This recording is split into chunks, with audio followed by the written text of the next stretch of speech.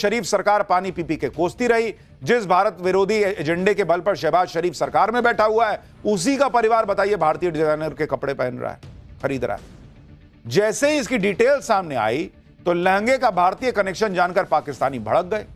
अब शरीफ के परिवार को खूब लताड़ रहे हैं, करें देश का गद्दार है भाई, भारत का लहंगा पहनवा दिया बेटी बहू को। सब्यसाची का यह लहंगा उनके न्यू वर्ल्ड ब्राइडल कलेक्शन का हिस्सा है, जिसके शानजे अली के पहनने के बाद से बवाल मचा है। हालांकि दुल्हन ने ओरिजिनल पीस में बदलाव करके इसे पहना था। और सिर्फ मरियम की बहू ने ही नहीं, खुद मरियम नवाज को भी मेहंदी रस्म की सेरेमनी के लिए भारतीय डिजाइनर के ही कपड़े पसंद आए। मीडिया रिपोर्ट के मुताबिक मरियम नवाज ने भारतीय डिजाइनर अभिनव मिश्रा का पाउडर ब्लू रंग का लहंगा पहना। इस लहंगे के पहनने के बाद मरियम नवाज की खूबसूरती के चर्चे सोशल मीडिया पे हो रहे थे, लेकिन फिर पता चला कि अरे ये भी भारतीय डिजाइनर का बना हुआ है। पाकिस्तान में और आटे और दाल का भाव आसमान पर है। ऐसे में जब पाकिस्तान के लोगों को पता चला कि करोड़ों की शादी में भारतीय कपड़े पहने जा रहे हैं, पाकिस्तान में लोगों का बीपी हाई हो गया इस शादी की तस्वीरें देखकर। मरियम नवाज की नई नवेली बहू ने सिर्फ मेहंदी में ही भारतीय डिजाइनर के कपड़े नहीं पहने, बल्कि अपनी शादी में भी शानजे अली ने भारत से डिजाइन करके मंगवाई गई साड़ी पहनी। लाल रंग की जिस साड़ी में शानजे अली ने शादी की रस्में निभाई, वो साड़ी भारतीय डिजाइनर तरुण तहलियानी ने डिजाइन की थी।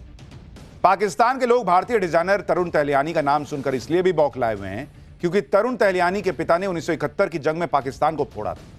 तरुण तहलियानी पूर्व नेवी चीफ एडमिरल आर.एच. तहलियानी रिटायर्ड के बेटे हैं। आर.एच. तहलियानी 1971 के भारत पाकिस्तान युद्ध के दौरान आईएनएस विक्रांत के कमांडिंग ऑफिसर थे। इसके बाद आर.एच. तहलियानी 1984 से 1987 तक भारत के नौसेना प्रमुख भी रहे। अब पाकिस्तानी भड़क गए कि भाई एक तो भारतीय डिजाइनर, ऊपर से जिसके पिताजी ने हमको फोड़ा उससे कपड़ा मंगवा रहे हैं, उससे कपड़ा डिजाइन करवा के पहन रहे हैं। बताया जा रहा है कि मरियम नवाज ने अपने बेटे की शादी में 150 करोड़ रुपए खर्च किए। करोड़ों की शाही शादी में मेहमान नवाजी भी जबरदस्त हुई। 800 लोगों के खाने पीने का इंतजाम था। मेन्यू में ऐसे ऐसे पकवान थे जिनका नाम पाकिस्तानियों ने सुना भी नहीं होगा। शाही शादी में असीम मुनीर और शहबाज शरीफ भी पहुंचे थे। दोनों को इस शादी में दावत उड़ाते हुए भी देखा गया। शादी से पहले वेडिंग शूट भी हुआ। दूल्हा और दुल्हन ने अलग अलग पोज में शूट करवाया, जिसका वीडियो भी रिलीज किया। इस वीडियो को देखकर पाकिस्तानियों के गुस्से के 7वें आसमान पर पहुंचने को समझा जा सकता है। बताया जा रहा है कि जहां पर शादी का कार्यक्रम हुआ वो कोई रिजॉर्ट या होटल नहीं, वो तो नवाज शरीफ का महल है। शादी की रस्में जिसमें मेहंदी, बारात, वलीमा, ये सारे कार्यक्रम नवाज शरीफ के महल जाती उमरा में हुए। यहां कई दिनों तक ऐसे ही जश्न चलता रहा। पाकिस्तान में कैसे अपनी ही सरकार और नवाज शरीफ को ट्रोल किया जा रहा है, सोशल मीडिया पर लोग कैसे कैसे कमेंट लिख रहे हैं, आप देखिए। मरियम नवाज की बहू ने भारतीय डिजाइनर की ब्राइडल ड्रेस पहनी थी, वही जिसने पाकिस्तान पर हमला किया और कई मासूमों को मार डाला। पीएमएलएन पाकिस्तान की सबसे बड़ी दुश्मन है, गद्दार है। सब्या को क्यों चुना, यह कई पैमानों पर गलत है। Shame on you Nawaz Sharif, अब कहां गई रियासत की वतन परस्ती। लोग लिख रहे हैं कि भारतीय डिजाइनर को चुनकर हमें फिर से शर्मिंदा मत करो। मरियम नवाज के बेटे जुनैद की यह दूसरी शादी। इससे पहले जुनैद की पहली शादी 2021 में हुई थी। यह शादी लंदन में हुई थी और उस वक्त भी शादी की खूब चर्चा हुई थी, क्योंकि तब भी शादी में बेहिसाब खर्चा हुआ था।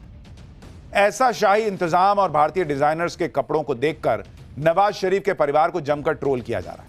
लोग कह रहे हैं कि हमें देशभक्ति का पाठ पढ़ाने वाले खुद भारतीय ब्रांड चुन रहे हैं। लेकिन मरियम नवाज पर तो अंबानी जैसी शाही शादी करने का जुनून सवार था। अब देखिए, जिन भारतीय डिजाइनरों को चुना गया, उन्होंने अंबानी समेत कई भारतीय सेलिब्रिटीज के लिए कपड़े डिजाइन किए। सब्यसाची मुखर्जी ने अनंत अंबानी की बारात के लिए कस्टम शेरवानी बनाई थी।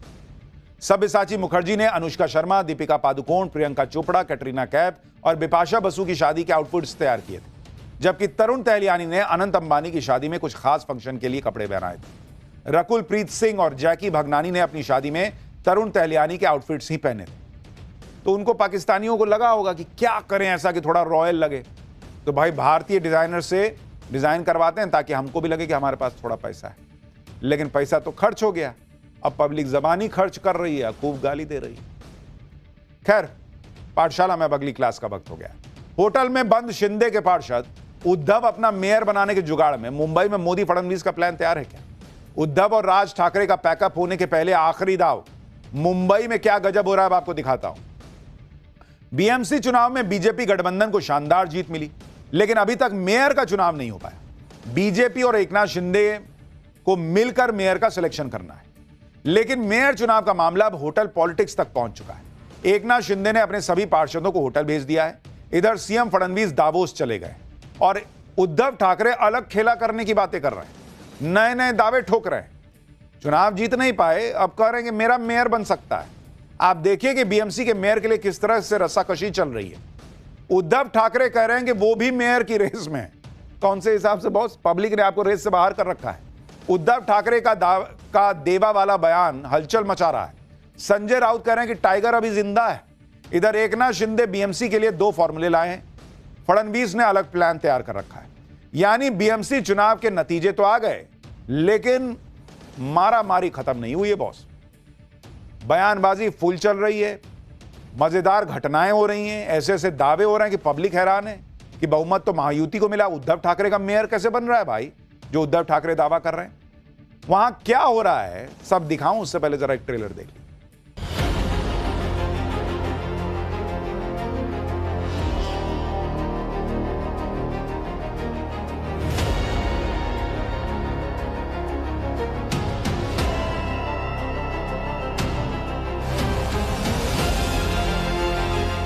अब मोदी जी बोलते हैं कि मेयर बीजेपी का बनेगा,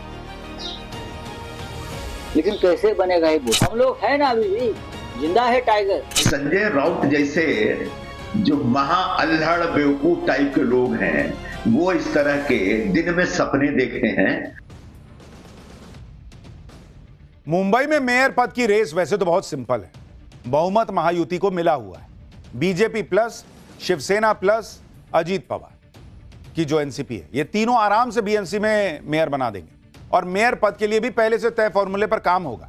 यानी सब कुछ सही चल रहा है।